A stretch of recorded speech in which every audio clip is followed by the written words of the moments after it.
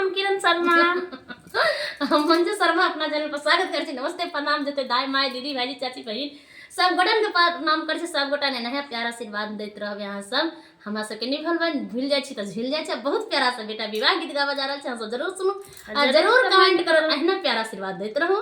हां तो यहाँ सब प्यारा आशीर्वाद नहीं दै छी, नहीं यहाँ सब कमेंट करे त हमरा वीडियो बनावे में मने नहीं लगत रहे।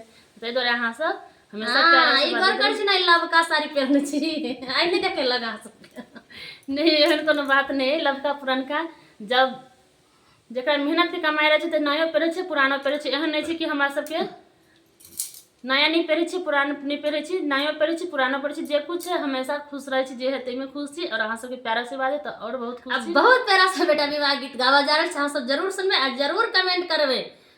आज अगर नीक लागत तो नीक कमेंट करबे, शेयर करे के नहीं भूलबे। जब नीक लागत अहाँ सब शेयर करे के नहीं भूलब। एहना प्यारा आशीर्वाद बरसबैत रहबै। इनकर चेहरा देख छी, कनी मुस्कान देखियो, चवनिया मुस्कान मारि रहल छियै।